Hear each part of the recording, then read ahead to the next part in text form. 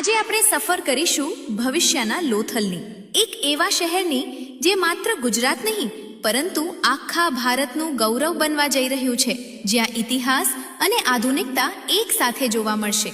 વિશ્વ સ્તરીય મ્યુઝિયમ, અદ્ભુત 3D ડિઝાઇન અને પ્રાચીન હડપ્પા સંસ્કૃતિની ઝલક.